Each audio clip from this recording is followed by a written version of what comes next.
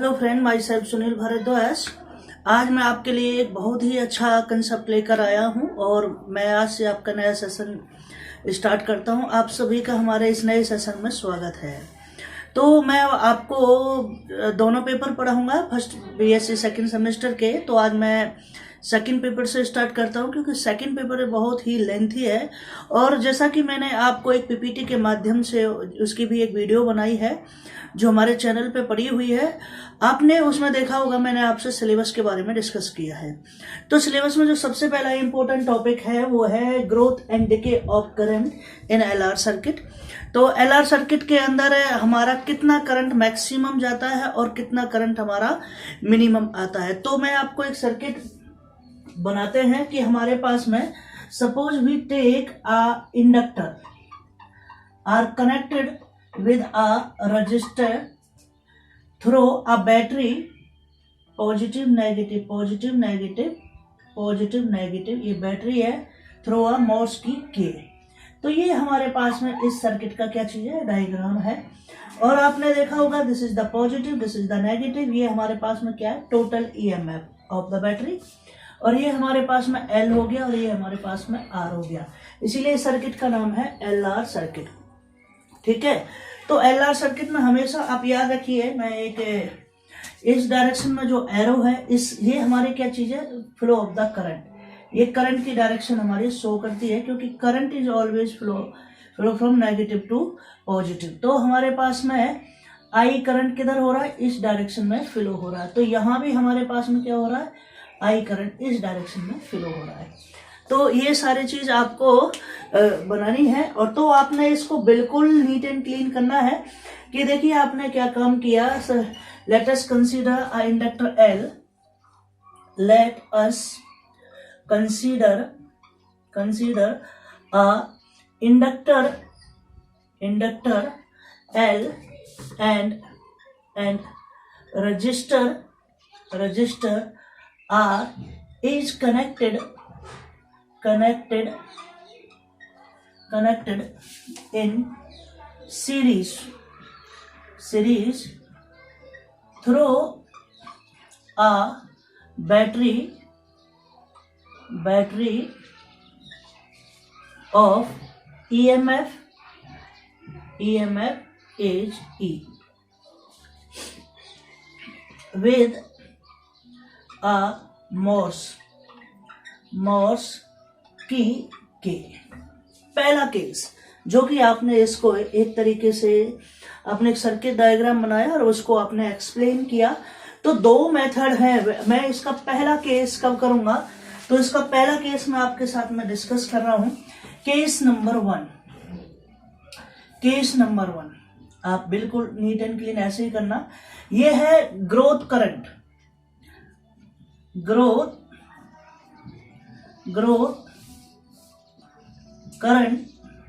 इन LR circuit. तो ये पहला केस है। तो क्या केस में है, when the key is pressed, जब की को आप प्रेस कर दोगे then I current flowing through this circuit.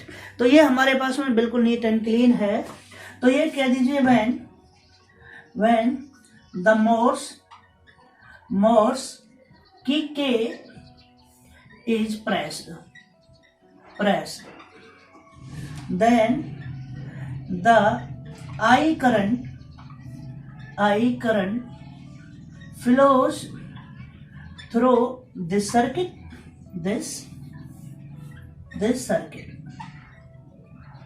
तो इस सर्किट के अंदर से हमारे पास में करंट क्या होता है, फ्लो होता है। तो बेटा आपको मैंने पढ़ा रखा है कि ओम्स लॉ क्या होता है। या तो केबीएल लगाइए, हमारे पास में इसके अंदर केबीएल लगाएंगे, किरचॉफ वोल्टेज लॉ, या सीधा ओम्स लॉ से लगाइए। जब आप देखते हो कि हमारे पास में है इसके इंडक्टर के करस्पॉन्डिंग हमेशा पोटेंशियल क्या रहता है, -L/di/dt रहता है। इसके करस्पॉन्डिंग क्या होता है, V = IR रहता है, क्योंकि और ये टोटल हमारे पास में ईएमएफ है। तो इस तरीके से तो मैं बात कर रहा था इसके अंदर से हमारे पास में कितना होता है। तो मैं इसको पूरा ज्यादा लेंथी ना बनाने के उसमें शॉर्ट में इसको करता हूँ। तो total potential across the circuit, now the total potential across this circuit is given by तो हमारे पास में क्या रहेगा, ये रहेगा E माइनस एल डी आई ओवर में d t which is equal to I R. तो ये तो बिल्कुल कॉम्बिनेशन है, आप ऐसे भी लिख सकते हैं, this is the total EMF E, the total EMF which is equal to the sum of this potential. तो एल डी आई ओवर में डी टी प्लस आई आर, तो जब इसको आप इधर ले जाओगे तो ई इक्वल टू ये हमारे पास में जाता है। This is the equation number 1। ये हमारे पास में केस आ जाता है, if the key is pressed then the current is flowing, this circuit is attains maximum value. तो आप बिल्कुल नीट एंड क्लीन ये कह सकते हो कि हमारे पास में जो है, तो आप यहां पे लिखना when the current flowing through this circuit is maximum, तो I is equal to I naught. ये हमारे पास में केस हो जाएगा I is equal to I naught. जब हमारे पास में इस तरीके का केस हो जाएगा कि I is equal to I naught, तो इसका डी आई ओवर में डी टी चेक करते हैं, दिस इज इक्वल टू 0। तो हमारे पास में डी आई ओवर में डी टी क्या हो जाएगा, 0। तो इसके अंदर हमारे पास i equal to I not maximum current flow होता है, तो डी आई ओवर में डी टी इक्वल टू 0। जब हम देखते हैं कि अब हम इसके अंदर देख लेते हैं कि i equal to I not है, तो डी आई ओवर में डी टी 0 हो जाएगा। तो हमारे पास में then equation 1 can be return as, तो equation E is equal E minus L d I over में d t 0 which is equal to i की जगह पर आई नॉट आर, तो ई किसके बराबर हो जाएगा हमारे पास में, आई नॉट आर के हो जाएगा। This is the second. आप कंपेयर करो इक्वेशन फर्स्ट को, comparing equation first and equation second, तो हमारे पास में ई की जगह पर क्या है, i not R which is equal to क्या आएगा, ई की जगह पर क्या हो गया, आई नॉट आर, तो माइनस एल डी आई ओवर में d t which is equal to I R. Okay, ये हमारे पास में केस हो जाएगा। अब देखिए आपने इसको इधर ले गए तो एल डी आई ओवर में d t which is equal to, और ये आ जाएगा i not R minus I R, ये केस हो जाएगा। तो एल डी आई ओवर में क्या हो जाएगा, डी टी, आर मैंने कॉमन ले लिया, तो आई नॉट माइनस आई, और ये मैंने नीचे से क्या कर दिया, रफ कर दिया, ये हमारे अब काम की चीज नहीं रही। यहां से आपने देखिए आई नॉट, आई के कंपोनेंट को इसको इधर उठा लिया, तो इस इक्वेशन को इस तरीके से रीअरेंज किया, डी आई ओवर में i not minus i, this is equal to, ये हो जाएगा आर ओवर में L d t, this is the equation, R over में एल क्या हो जाएगा, डी टी। तो अब आप इसको कर दीजिए, now integrating both sides having limit क्या है हमारे पास में, अगर मैं लिमिट की मैं बात कर देता हूं, तो चलिए कोई नहीं, लिमिट छोड़ देते हैं, इंटीग्रेट बोथ साइड कर देते हैं, सिंपल केस है।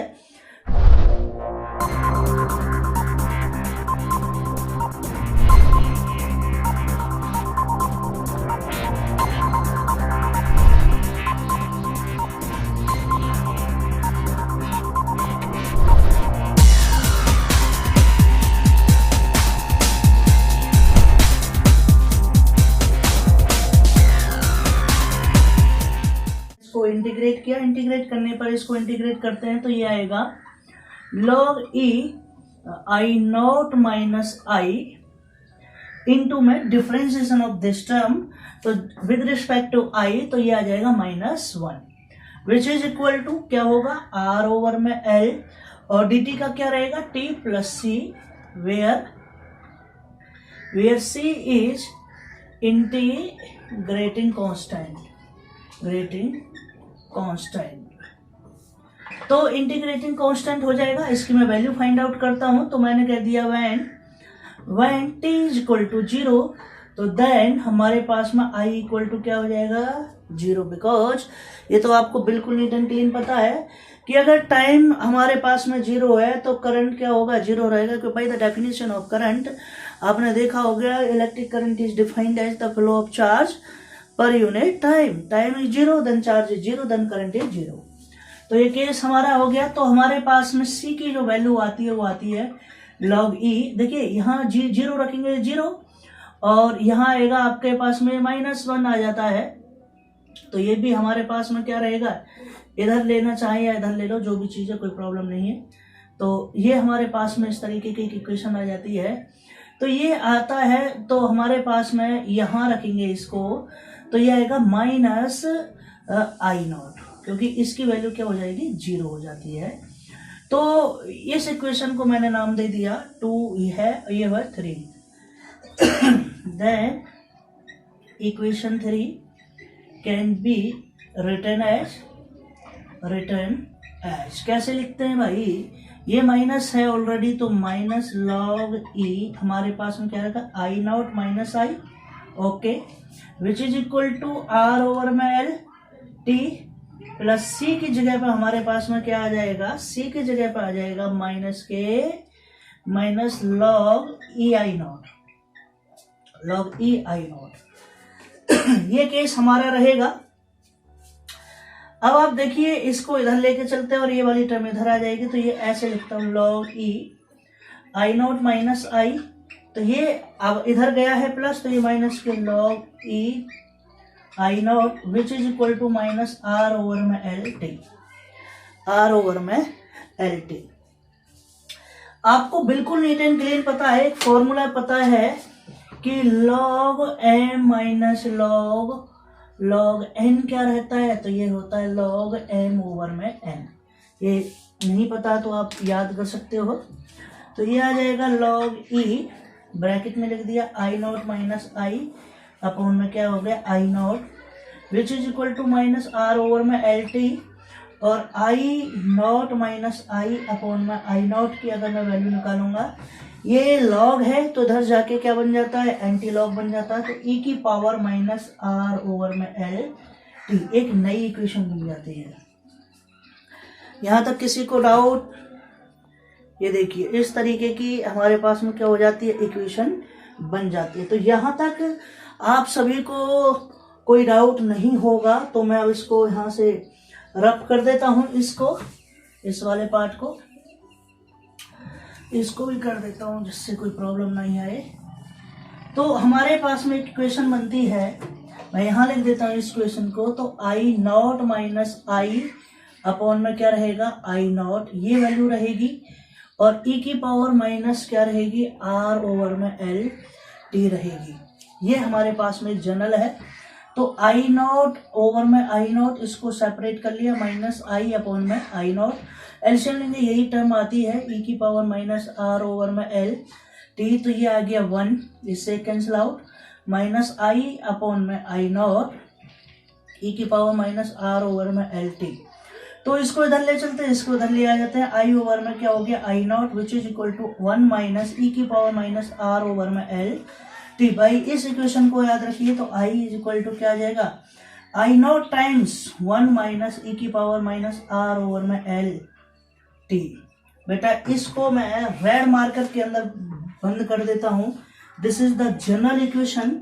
इस इक्वेशन पे आपके जो मैंने बताया था कि आपके 20% जो न्यूमेरिकल आते हैं वो इन न्यूमेरिकलों पे ये सब्जेक्ट से आएंगे। ये हमेशा याद रखना कि I equal to I0 1 - e की पावर -r ओवर में t। अब देखिए यहाँ पे this is the equation star, मैं इसको इक्वेशन स्टार बना देता हूं। तो यहां पे कह दिया नाउ द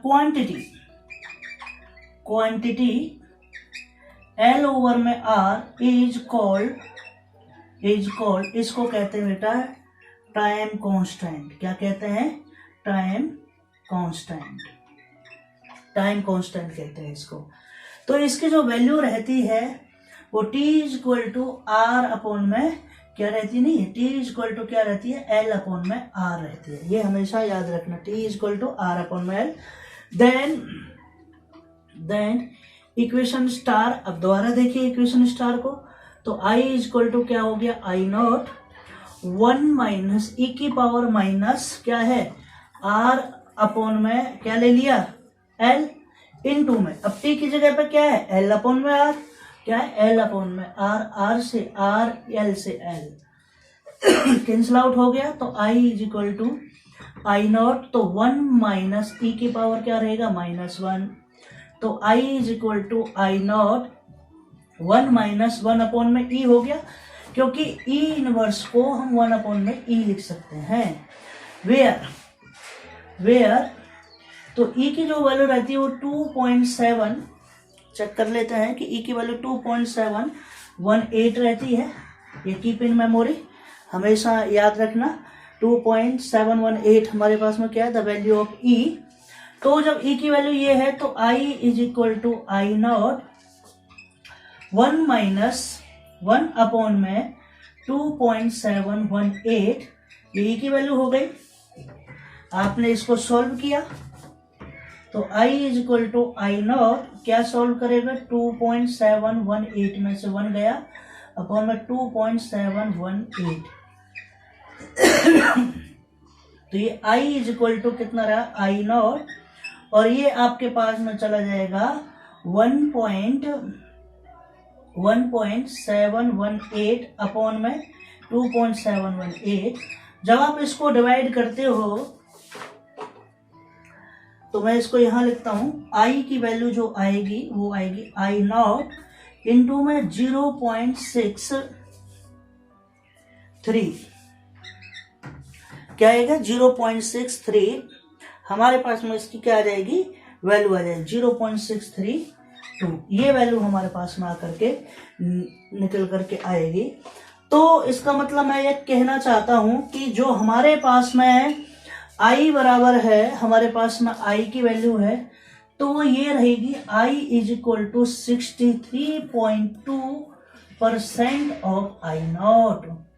इसका मतलब जो करंट है वो 63.2% मैक्सिमम करंट क्या होता है, पास होता है, किससे, एक सर्किट से पास होता है। तो इसका अब मैं आपके पास में एक सर्किट डायग्राम ड्रॉ करता हूं, कोशिश करेंगे कि दोनों डायग्रामों को एक साथ ही ड्रॉ करें, लास्ट में मैं वो बता देता हूं, लेकिन उससे पहले मैं आपको ये ड्रॉ करके दिखा देता हूं, क्योंकि फिर मैं आपको सेकंड ऑप्शन वाला पार्ट कराऊंगा कि डिके कितना होता है किसी भी सर्किट के अंदर से। देखिए ये हमारे पास में है इस तरीके से, this is the time axis, ये x, और ये हमारे पास में क्या है y है, दिस इज द 0, ये हमारे पास में कोई टाइम है, इसकी इस तरीके से स्केलिंग हुई पड़ी है, जो भी आप देखना चाहो इस तरीके से, और ये हमारे पास में क्या चीज है, एक करंट है, क्या चीज है, करंट। इसका मतलब ये I है, I करंट इसके अंदर से फ्लो हो रहा है। तो जब आप देखोगे इसके अंदर से तो मैक्सिमम करंट इस तरीके से ये जाता है, दिस इज द ग्राफ, कि ये हमारे पास में क्या है, ये है growth of current in LR circuit.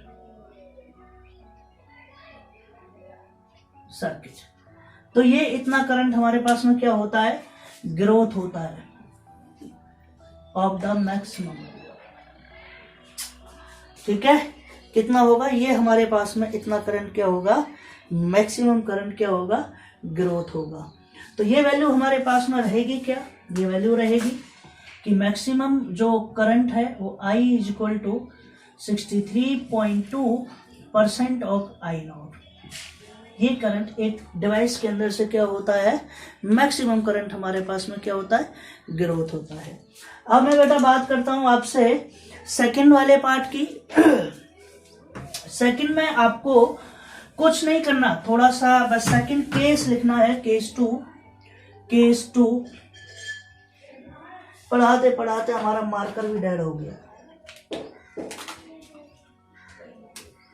तो केस 2 की मैं बात करता हूं। केस 2 क्या है, decay of current in LR circuit. तो ये है decay of current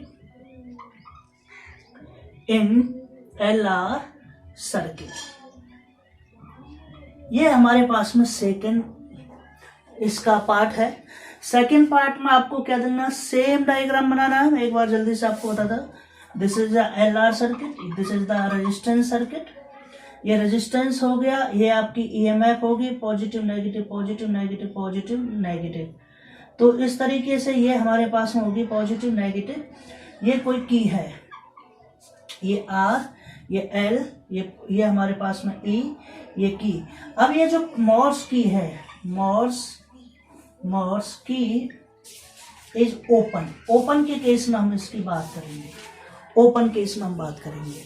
open case में बात करेंगे, जब ओपन केस की बात करेंगे तो जो टोटल ईएमएफ है सर्किट की वो क्या रहेगी, जीरो रहेगी। क्या रहेगी, जीरो रहेगी। तो मैं ये रफ कर देता हूं। तो इस केस में total EMF of this circuit, now total EMF of this circuit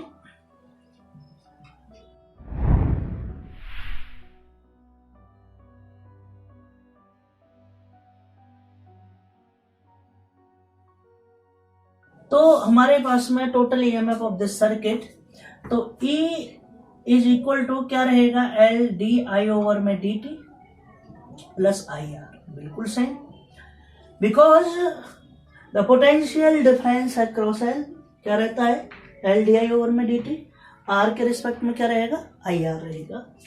तो when key is open then E is equal to 0। हमारे पास में क्या हो जाएगा, 0 हो जाएगा।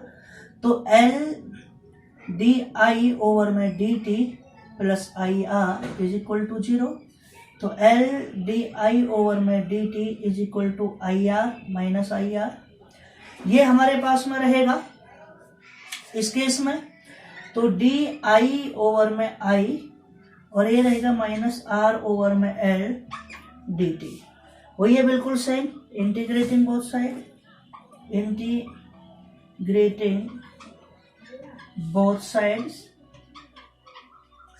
साइड। तो ये क्या आ जाएगा, लॉग ई आई आ गया और इसका क्या आ गया, माइनस आर ओवर में L t plus b, where b is integrating constant।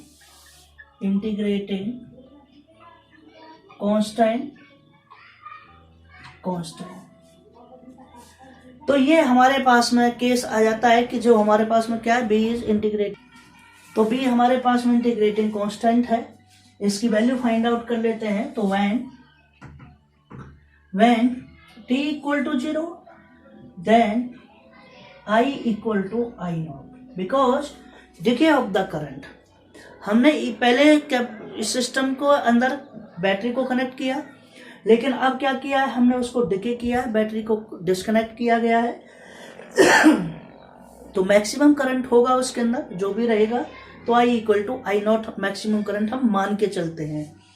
तो हमारे पास में क्या आ जाएगा, log e I naught, I equal to I naught. तो यहां डाल दिया, टी बराबर 0 है तो बी की वैल्यू आ जाएगी। तो ये हमारे पास में एक इक्वेशन एस है। नाउ फ्रॉम इक्वेशन एस तो हम देखते हैं log e i is equal to minus R over में L t plus log e I not. आपने बिल्कुल यहां पे लिया log e i minus log e I not बराबर माइनस आर ओवर में एल टी। ये केस हमने किया। तो ये केस करने के बाद में आपने इसको बिल्कुल लॉग mn से ही किया। लॉग e आई ओवर में क्या हो गया i not which is equal to minus R over में L t into antilog ले लिया। तो i is equal to I not which is equal to e की पावर माइनस आर ओवर में एल टी। तो i is equal to I not e की power minus R over में t, R over में t नहीं sorry ये गलत लिखता जा रहे हैं हम, आर ओवर में एल, आर ओवर में एल, आर ओवर में एल। ये हमारे पास में जनरल है। ये भी इक्वेशन आपको हमेशा याद रखनी है। यहाँ से भी आपका क्या होता है न्यूमेरिकल आता है। तो हमारे पास में वही now the quantity L over में आर इज कॉल्ड, क्या कहते हैं इसको, एल ओवर में R is called time constant. क्या कहते हैं टाइम कांस्टेंट कहते हैं। टाइम कांस्टेंट टी बराबर क्या है एल अपॉन में आर। ये हमारे पास में पी इक्वेशन वाली है। Then equation P can be written as तो जब आपने इसको इस तरीके से किया है